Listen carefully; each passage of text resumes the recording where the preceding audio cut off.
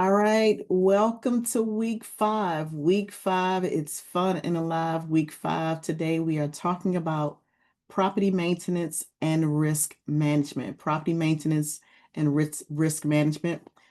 Today's session is going to be a fun session. We're going to do some role playing today, but before I get into the discussion, let us open up with our weekly affirmation. So give me one moment as I prepare to, as a matter of fact, let's look at the syllabus first, just to make sure that I am on track. So let me do that first.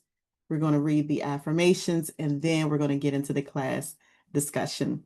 All right, so this is the syllabus here. We are on week 5. We've covered quite a bit over the past few weeks. Week 1 was the intro about property management. The second week was understanding the different types of rental property, the different markets. The third week was my most favorite subject to discuss. That was a fun week for me, which is all about landlord and tenant laws, as well as fair housing. Last week, we talked about tenant screening tips as well as lease management. And today is all about property maintenance and risk management. So I'm going to touch on preventative maintenance as well as emergency repairs. I'm going to discuss the difference between working with vendors and contractors, and then also how to identify and mitigate risk in rental property. All right, so we have quite a bit to cover. Let's get into our affirmations here. Can everybody see my screen okay? Yes. Awesome, thank you so much. Okay, so here are our affirmations. Let's get into it. Here's what we do. I'll read the first one, and then I'll have you to jump in and read each one accordingly. So here we go. I choose to improve my life and take steps every day to achieve this goal. Can someone read this next one, please? I can hurdle all the challenges that I encounter. Yes, next one, please. I'm committed to my education and will prioritize it in my life. Beautiful. Next one, please. I am proud of myself for pursuing my education. Awesome. Thank you. Next one, please. I am capable of achieving my goals. Yes, you are. And the last one, please. My hard work and dedication will pay off in the end. I'm sorry, I could not get on. My daughter's laughing at me. Thank you for that. All right, so let's get into the discussion today. So today's segment is all about property maintenance and risk management. So let me pull up that slide here.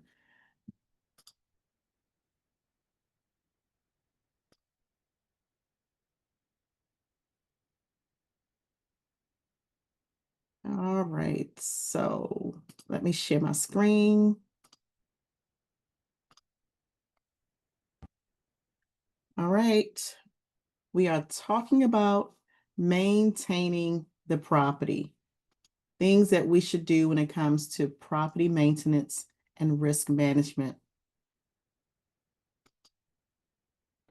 So when it comes to residential real estate, rental properties, there are going to be times, there are going to be situations where a pipe might break, a toilet may leak, a fire, God forbid, a fire may break out, and even more. But when those things happen, the most important thing is understanding how we should handle, how we quickly resolve these type of situations. So we're going to discuss the preventative maintenance, emergency repairs, vendor management, which is so important, and the liability, the ways to reduce liability rather, to keep those rental properties running in great shape. Because there's nothing worse than having a rental community, whether it's a single family home or multiple apartments, condos, townhouses, or what have you, that are just poorly maintained. We never want our name attached or associated with anything like that, which is why this is so important to understand. I've been in this industry for 20 plus years. I've worked with clients who had multiple property, multifamily property, I've worked with clients who had single family properties, and unfortunately, some of those clients were in situations where I don't know if it was a lack of finances or lack of knowledge, but they did not maintain those properties. They did not keep it in the best condition. And when it happens, tenants do have rights, which is why I like to educate landlords as well as tenants, so that tenants will know and understand that if repairs are not being completed, if they've reported it to their landlord, if they've asked repeatedly for the landlord to make repairs, and if those things still remain unresolved, then the tenant can now take action, file a complaint, file a lawsuit, or what have you, because there should never be a time where tenants live in conditions that are just not habitable, meaning that maybe the water is off, there is an infestation maybe of rodents, mice, rats, bed bugs, and I've seen these type of situations and conditions over the years. So I just wanted to touch on that while we are together during this time. So when it comes to those to prevent expensive emergency repairs, a little upkeep will prevent a large repair from taking place further down the road. So I had a young lady who called me. She says, Miss Carissa, my kitchen sink is leaking. Now she lives in a house, it's 3 levels. The kitchen is on the main level. There's a basement, and then the upper level are like bedrooms and a bathroom. So now just imagine, if you will, if I never took care of that leak under that in her kitchen, right? If I didn't take care of that repair that pipe, because essentially the garbage disposal, something was happening with the garbage disposal rather, and it caused a leak. So imagine, if you will, if I never took her call seriously, if I never sent anybody out, and I just allowed that water to continue to leak and leak and drip and drip and drip. And then over time, we already know, if we think about it, water will run. Water doesn't just stay in the same place, right? Like if you run water, whether you spill water on the counter or on the floor, it's not going to just stay there. Water will flow. And so usually when there is a leak and it keeps leaking and it keeps dripping, the water will run off or it will run down. And in a situation like that, the water could very easily over time start to go to the next level, which would be the basement, right? And so it's going to be always less expensive to take care of those repairs when they're small, because you'll save a lot of headache, you'll save a lot of money on the back end. All right, so when it comes to working with vendors and contractors, I like to put a great emphasis on working with trusted vendors and contractors who provide quality work. Let me tell you how important that is. When you have repairs and you send someone out to make the repair. So I talked about the pipe leak, right? Now, let me tell you about a contractor. No, he wasn't a contractor, he was a temp. I was working with a company, I was a property manager, and I had to get all new staff. But before I hired all new staff, I had to get temps to come in to fill the roles of the people who were no longer on the job. So this one temp guy, true story, his solution was very simple. I mean, he had like this brilliant idea, and all the tenants, they just gave rave reviews of how polite he was. He spoke to the tenants and he always said, "Good morning, Miss So-and-so. Good afternoon, Miss So-and-so." Like he had a really pleasant attitude, and like I had never seen this guy have a bad day ever. But his solution to everything was very simple. In addition to being nice and professional and cordial, his solution to everything, I don't care what type of repair it was, his solution was duct tape. This guy put duct tape on everything. If it was a hole in a wall, he put duct tape on it. When he went into a tenant's apartment and there was a pipe leak, he wrapped it with duct tape. True story. I cannot make this up. It stopped the leak, but it wasn't quality service. And me being not the traditional property manager, I'm also a housing inspector. And one of the things that I always like to do is to make sure that when repairs are completed, that they are done right the first time. To me, it just doesn't make sense to pay someone to do a bad job.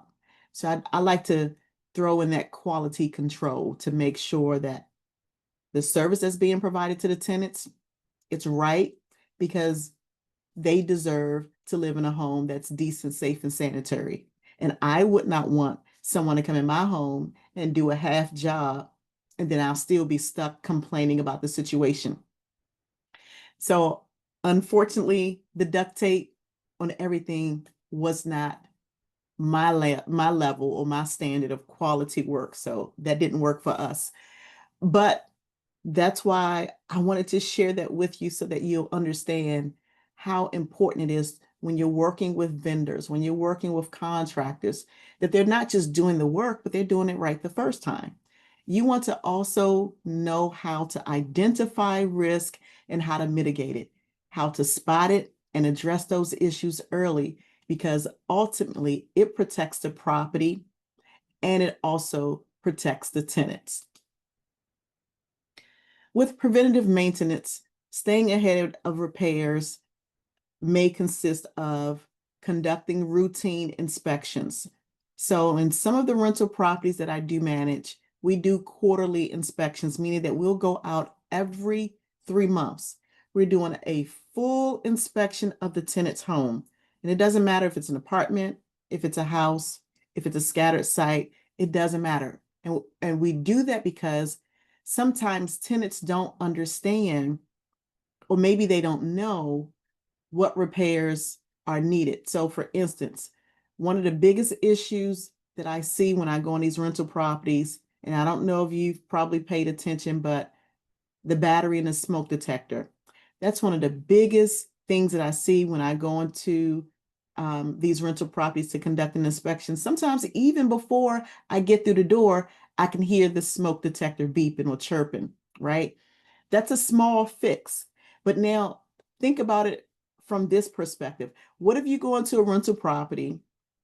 Let's say you're conducting a housing inspection. You go into a rental property, the tenant smoke detector is beeping and chirping, you do nothing. Then later, the smoke detector, the battery just completely dies. Let's just assume worst case scenario, a fire breaks out.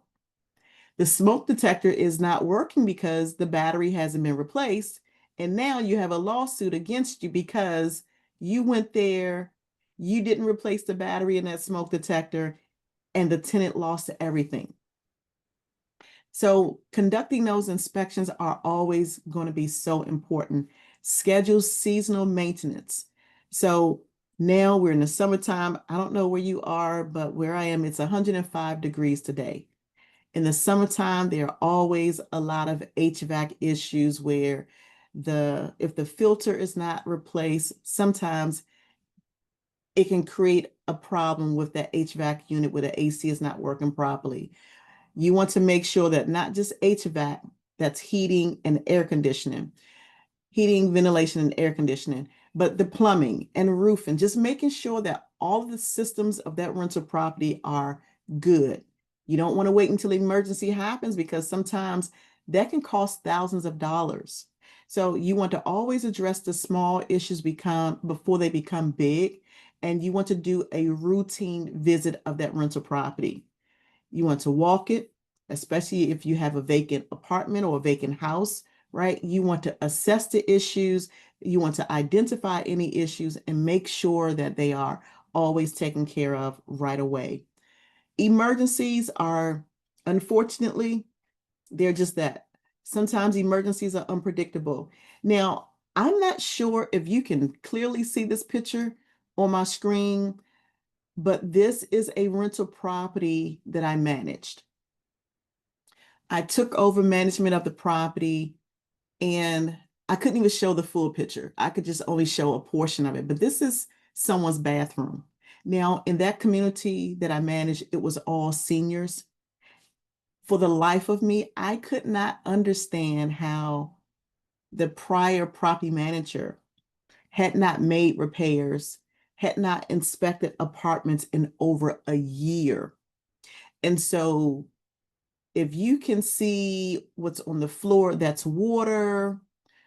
There's feces on the tub here. The toilet was stopped up. The tub was backed up. Now these towels, this on the floor, that brown stuff is ceiling tile. The tenant's ceiling fell in the bathroom because there was a roof leak. And the roof had been leaking for 15 years. Eventually, it collapsed. I went into the tenant's apartment. He was stretched out on the floor. He could not get up. And so we had to go in and clean this man's apartment up. Now, listen, let me just tell you a little bit about me. There is no way I would have called the ambulance or anybody with this man's apartment looking like this. I literally had to get some people to come in. I paid them out of my pocket. I said, hey, listen, we need to get this guy up off the floor and get him to the emergency room. We had to contact his daughter to let her know that we found him on the floor and there was a situation in the apartment. I was going to call the ambulance, and I just encouraged her to come to the rental property to come and check on her dad. So while we are trying to keep him calm, I had at least 4 people in there cleaning up this man's apartment because it was just that bad. Now, this is just the bathroom. The whole apartment was bad. He had bed bugs, he had roaches. It was hot, and it was the summer. I will never allow anybody to live in that type of situation, but that's just me. Some people don't have my heart. All right, so when it comes to those major leaks and plumbing failures, that is considered an emergency. That's not something that can wait days and weeks and months. Those are things that should be taken care of right away. If a tenant complains about not having heat in the wintertime or not having air conditioning in the summertime, like now it's 105. If I didn't have air, I would be complaining. And certainly we don't want tenants living in those type of conditions. And so we should always have an urgency when it comes to emergency repairs to make sure that they're taken care of right away. An electrical hazard or power outage, that is considered an emergency repair. And tenants should always have a way to reach us 24 hours a day to report an emergency. With vendors and contractors, it is always going to be in your best interest to find the right people. And if you don't have the right people, you know what? It's okay to keep moving until you find the right one. Because just because someone say, oh, well, yeah, I'm a plumber, I can come in and I can fix your leaking pipe. Then I get there, you leave my presence, and I wrap that pipe with duct tape, like the guy I told you about, right? Just because a person say it doesn't mean that that is the quality that they're going to give. Like the quality just may not be on the level that is satisfactory. So if you come into a situation and you recognize like, this just doesn't seem right, get a second opinion. I like to use Angie's List when it comes to those small rental properties. Maybe it's not an apartment building. Maybe it's a house, a townhouse, or a condo, right? Some owners, some property managers don't have a large network of contractors. So if you're in a situation and you don't have a network of contractors or vendors, check with Angie's List. Angie's List sometimes will provide professionals who will give quality work at a reasonable rate. Research them and verify their credentials. If they say they are a licensed plumber, if they say they are an electrician, right? They should have some sort of certification or credentials to back who they say that they are. Always get that estimate or contract in writing. I understand that many of us, we are personable. We can have a conversation with people. And if you see in this picture here, there's a handshake going on. Back in the day, way back in the day, people just gave a handshake, their word was bond, and that sealed the deal. Well, now I don't want anybody to be in a situation where you're trying to prove what you said versus what somebody else said. So the easiest thing to do is what? Get it in writing, and it covers you. You want to always maintain a good relationship. I promise that's so important. After the work has been completed, the relationship doesn't necessarily end. So in other words, what I do is, anybody who knows me know I will greet anybody by their name. I don't even have to know you. If I see a name tag, I'm like, hey Bill, happy Monday. How's it going? People will always remember how you make them feel. So I like to make people feel good. I treat people good, because if I have a problem with a tenant or rental property, I need to be able to call Bill and be like, hey, Bill, I got this pipe that's leaking over in Anacostia. I have a refrigerator that clunked out on me, Bill, in Fort Washington, Maryland, right? So maintaining good relationships will definitely work in your favor. Now, I did put this tip on here. You want to compare costs, but you never compromise on quality.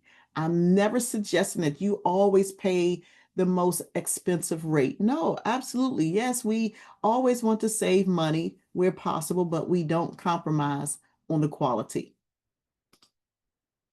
So, with identifying risk or reducing risk, here are some things that we should always consider to be a risk. When it comes to that rental property, these are just some common things: mold and water damage. Now, I had a situation a few years back where I was living, the place had so much mold, and I didn't even know it was mold because it didn't appear to be mold to me. I just thought that dirt was blowing out of the vents. Well, come to find out, it was mold, right? That is a common issue. Now, when it comes to mold, we don't know the impact that it could have on a family, right? So because of that excessive and I would say long-term mold exposure, because there was mold in that environment, I believe for like 3 years or somewhere near that range, like I just didn't know. And as a result, I ended up developing asthma. I never had asthma. And when these type of situations come up, that is a risk. The owner, the property manager, is now liable, and that is definitely a lawsuit waiting to happen against that rental property and the owner. Electrical and fire hazards, that is a risk. Slip and falls because of a loose flooring or poor lighting, that's a risk. And if these things are not taken care of and a tenant files a complaint, that could be a very costly mistake to have to pay for. I always like to include insurance and liability protection. And I always tell tenants when they first sign the lease, hey, Mr. and Mrs. Tenant, we're happy to have you here. We strongly recommend or encourage you. Now, in some states, in some cities rather, you can require tenants to have renters insurance, but in some jurisdictions, you cannot require it. You can strongly recommend it. I'll tell the tenant before we sign on that dotted line that either we strongly recommend it or we require renters insurance, because if anything happens to that rental property, the owners or the property's insurance doesn't cover it. I received a call just yesterday from a friend of mine. He recently moved into a new place that he's renting. Something happened and the power was off for about 48 hours. He couldn't stay in a place, like he had just signed the lease. So he was in there, he had done some grocery shopping, all of his food spoiled. And so he reached out to me. He was like, yo, listen, I know that this is your lane. Here's a situation. I didn't have electric, something was going on. All of my food is gone, right? Can I make this landlord reimburse me? I said, well, you can ask, but you can't make them reimburse you, because if you have renter's insurance, your renter's insurance will handle a situation like this where the electric has gone out and your food has spoiled. See, here is the disconnect. and a lot of people don't realize this, the owner or that property manager, yes, they're responsible for the repair, but they're not responsible for the damage. They're not responsible for the food spoiling, right? That's what the renter's insurance covers, which is why I like to have conversations with tenants so they will understand upfront that, listen, if anything happens, we're not obligated, we're not responsible for it. But more than just the refrigerator going out, renter's insurance protects tenants from things like fire, storms, unexpected disasters. I showed you the picture where the ceiling collapsed. There was water on the floor. Now, yes, it was that owner's responsibility, but ultimately, if that tenant had renter's insurance, if anything happened to their belongings, clothing, furniture, shoes, things of that sort, their renter's insurance would have covered things like that. So property insurance covers damage from fire, storms, etc. Liability insurance, however, protects against tenant injuries. So if you have a rental property business, if you're managing a rental property business for someone else, the owner should always have liability insurance. Because if a tenant slip and fall and injure themselves, they can sue. And it's better to have it and not need it versus needing it and having it. And then let's just say you have a tenant, you're managing a 4-unit building or 8-unit building, right? All of a sudden, there's this new development going on near that rental property, and your tenants move out because they want to move into a newer building with more amenities, more convenience, like in-unit washer and dryer, central air, spacious living, a fitness center, parking, all these things. And let's just say all that is included in the rent, right? So let's say, you know what? Thank you for allowing me to live here. I'm done. Screw you. I'm going around the corner or across the street to your competitor because they offer me more. Then all of a sudden you have this significant rent loss, right? You have all these vacant apartments that's not paying you any money, not putting any money in a bank. So if you have rent loss insurance, it covers unpaid rent, especially when there is damage to that rental property. All right. So let's get into some case studies.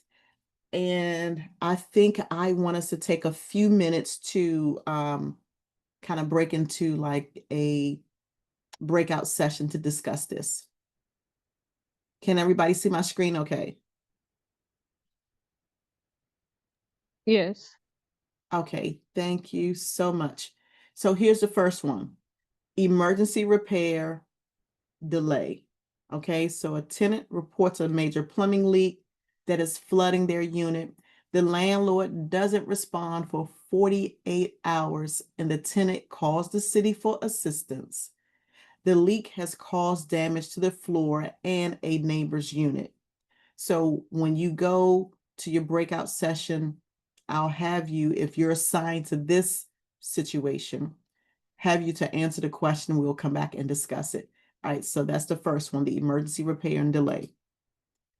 Here's the next one, vendor dispute. So a landlord hires a contractor to repair that HVAC system. After the work was completed, the system still doesn't function properly. The contractor now refuses to fix it without additional payment. So these are some questions here. How should a landlord handle this dispute? All right. So that's the second scenario. Here's another one. The neglected property. A landlord has multiple properties and does not visit them often. Kind of reminds me of a deadbeat dad or a deadbeat parent where the parent just doesn't come and check on the kids at all, right? So the tenants complain about peeling paint, a leaking roof, and a broken exterior light. Some tenants decide to move out due to the poor maintenance. And here's some discussion questions here. How does poor maintenance impact tenant retention? Let's take a look at one more. Tenant caused damage.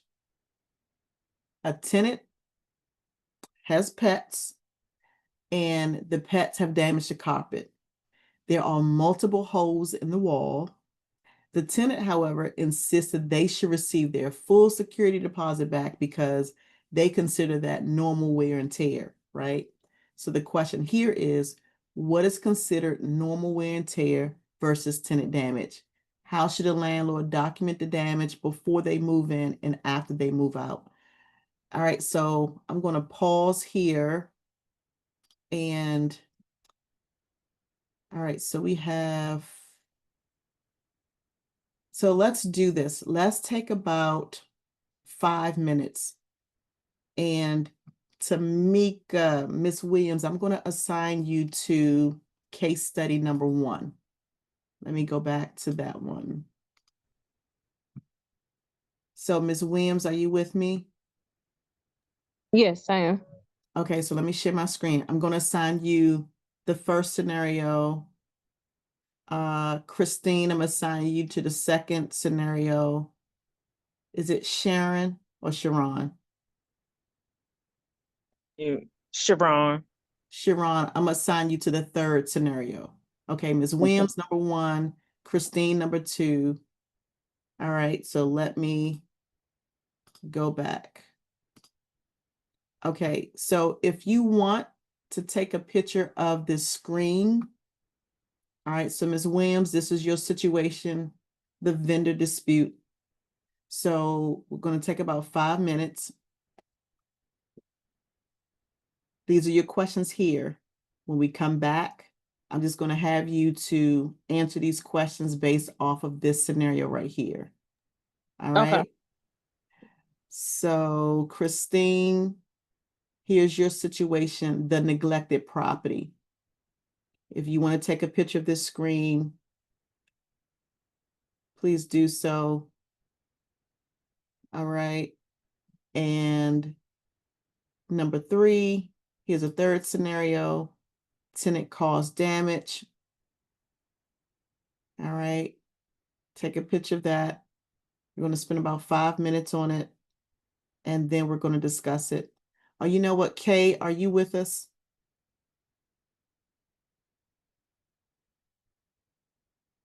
Yes, I'm here. Okay, Kay, I'm going to have you to address this one, the fire hazard in the unit.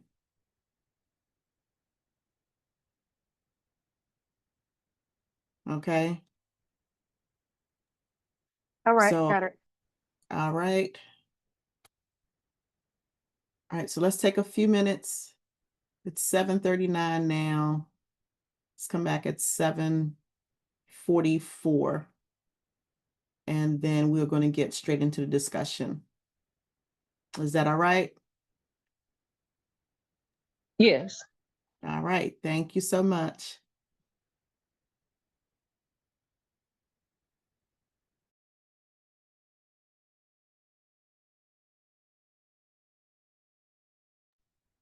All right, welcome back, everybody. Welcome back.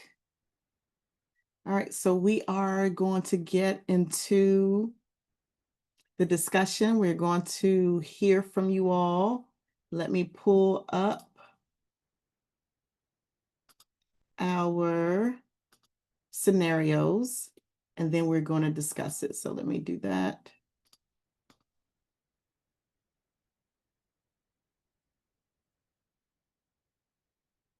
All right, Ms. Williams, which one did you have? I had the first one. The emergency repair? Yes. All right, so let me share my screen here. All right, so this is your scenario. If you want to read it, you can, and then just kind of go through the questions here. Okay, so it is emergency repair delay. A tenant reports a major plumbing leak that is flooding their unit. The landlord doesn't respond. Oh, wait a minute. No, I had vendor dispute. Okay, let me go there. Sorry, I was like, that doesn't look like the questions I answered. Okay, so vendor dispute. A landlord hires a contractor to repair the HVAC system. After the work was completed, the HVAC still didn't function properly. The contractor refuses to fix the issue without additional payment. Um, So for the first question, how should the landlord handle this dispute? I said, um, I would pretty much ask the tenant like what happened with it not working in the first place and clarify what's going on. And then I would also verify if the maintenance person came to fix the issue, and if so, what is it doing now from the first time or pretty much what it's doing now after they fixed it. And then um if they did come, did they even fix it, or pretty much verifying if they even came or not to fix the issue. Um and then for what steps should the landlord take before hiring the vendor, I said do research. We have the ability now to do check reviews, years of experience, check for their expertise and what they're certified in doing. Um, and then what type of agreement should be in place before the work begins. I said when it should be completed, what needs to be fixed, what happens if it's not fixed, and if they can fix it even further if the issue persists. Beautiful. Awesome. I like those responses. Thank you so much. Good job. All right, Christine.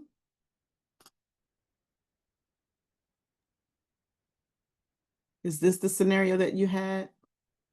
Yeah, I got that Okay. scenario. Okay. So the first question, how does maintenance impact tenant retention?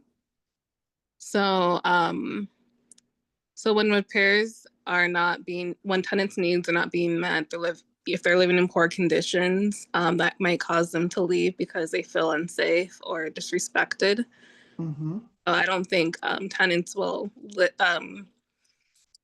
stay very long. It will probably cause a high turnover rate. Absolutely. Question 2, what are best practice for keeping up with property maintenance? One of the ways is just to do regular inspections at least once every few months. This helps to catch problems early and prevents situations from getting worse. Question 3, how can landlords manage maintenance across multiple properties efficiently? They can hire a property manager to help them with that. Absolutely. Yeah. Because sometimes they're just stretched thin and they need help. Yeah. Good feedback. Great responses. Thank you so much for answering those questions like that. Thank you. You're welcome. All right. Tenant cause damage. Okay. So what is considered normal wear and tear versus tenant damage? So normal wear and tear is that deterioration that's I kind of wrote my notes kind of messy here. So it's deterioration from regular use and not caused by negligence or abuse. And tenant damage is anything beyond the normal wear and tear, such as large stains or pet damage, etc. How should the landlord document damages before move in and after move out? I wrote that you could document the damages by doing a walkthrough and inspection, photos, written documentation or videos, etc. And what steps should be taken to properly deduct from the security deposit? I said that you should itemize the deductions and have supporting documentation. And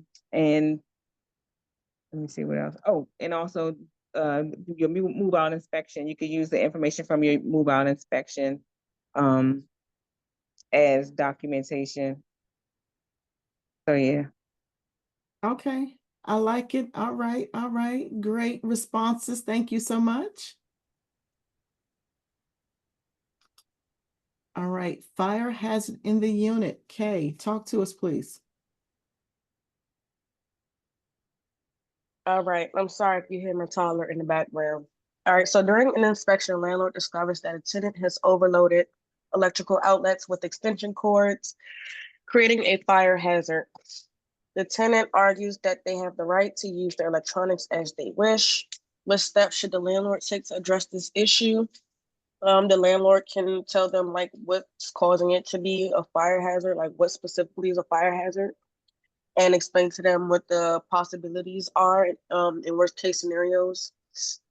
How can landlords educate tenants on safety policies? Maybe give them a handbook or a booklet or a brochure, anything like that, or encourage them to do research on safety policies to prevent any type of electrical fire hazard. What lease clauses can help prevent unsafe conditions? With that one, I'm a bit unsure. Maybe still, like I said, maybe explaining to the tenant what fire hazards are possible. Mm-hmm. So Yep, good responses, absolutely, and that can definitely be a clause, one of the clauses in the lease, fire hazard safety, just making it a part of the lease. That's something that I know for me is big. I believe a few weeks ago, I shared that my lease package is at least 61 pages long, and it covers things like this, fire hazard. It covers mold. It covers so much how to prevent issues from happening. It covers how tenants should handle emergencies and letting them know how to reach out to me. It lets them know when we're going to provide pest control services, if that's a monthly service. It tells them what maintenance costs they're going to be responsible for if it is tenant damage. There are so many opportunities to inform tenants before they move in. A lot of people miss that. Some people don't know. And I get it that sometimes people just don't know what they don't know, right? But I would always say put it in writing, but making sure that we are always following the laws, because yes, we can put it in writing. And I had someone to tell me, well, Carissa, you said put it in writing. Yes, I did. But if it's against the law, even if you put it in writing, it is against the law. And so we have to make sure that tenants are educated. We're putting everything in writing. We're following the laws, and that we're also doing what we say we're going to do. So if we tell the tenant, hey, Mr. and Mrs. Tenant, we're going to contact you. If you contact us, we're going to come out within 24 hours to handle emergencies, and yet it takes 48 or 72 hours, then that means we're not doing good with upholding our end of that agreement, right? So it's important to make sure that we are educating tenants and that we are doing what we say we're going to do, because tenants are relying on us.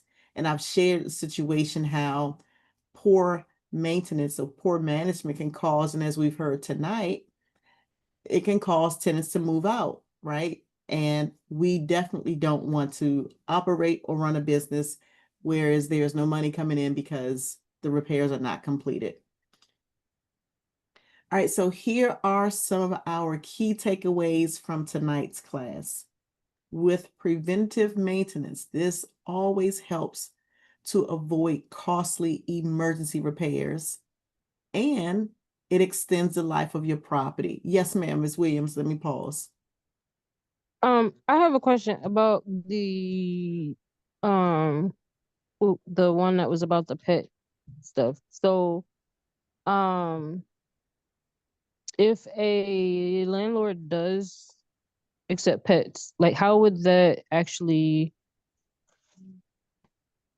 I'm trying to figure out how to even say it. Like, okay, so for the normal wear and tear, Mm-hmm. like how would that work if a landlord does accept pets to stay in the home without it being considered like neglect or something? So I'm renting your place. I have 2 dogs, and my dog scratched the carpet, scratched the wood floor, and there is some damage. And it's not just normal damage, but like when you come in and you're like, hey, Miss Carissa, nice dogs, they're very pretty, and you have them all groomed with their nails painted pink and the bow on the poodle's ear, right? All nice and pretty. Got them dressed in dog clothes. They got sneakers and jewelry. But then when you look at the floor, You notice all the rips in the carpet, the wood have all these scratch marks.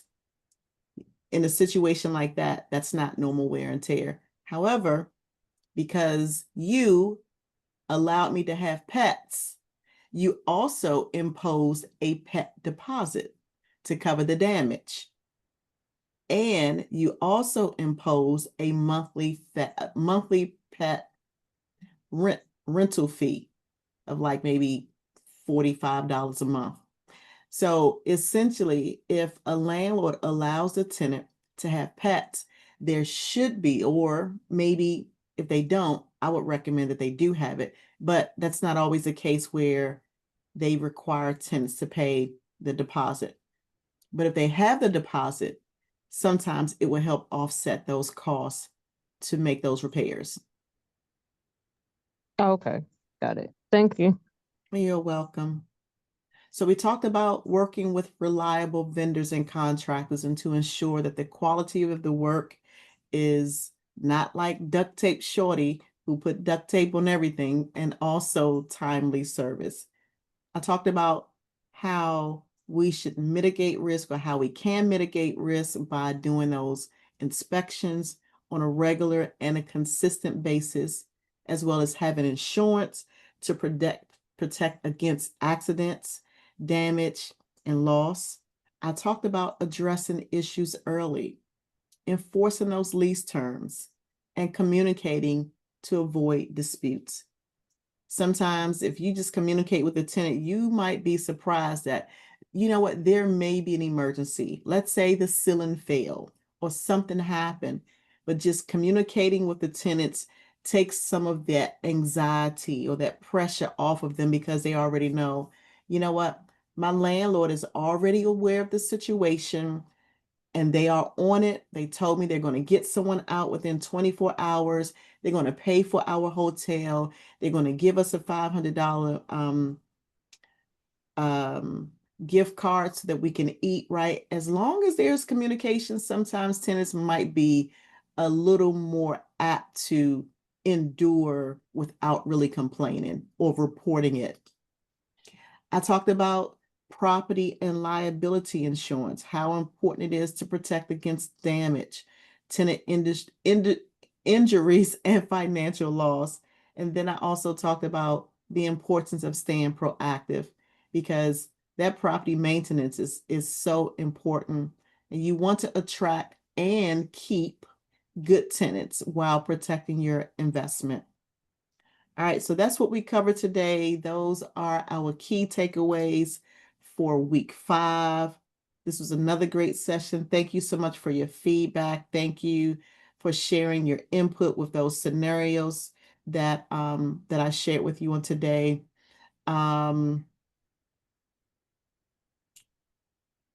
Let's see here. Kay, I'm going to ask if you can do me a favor. Can you drop the link for the newsletter in the chat box, please?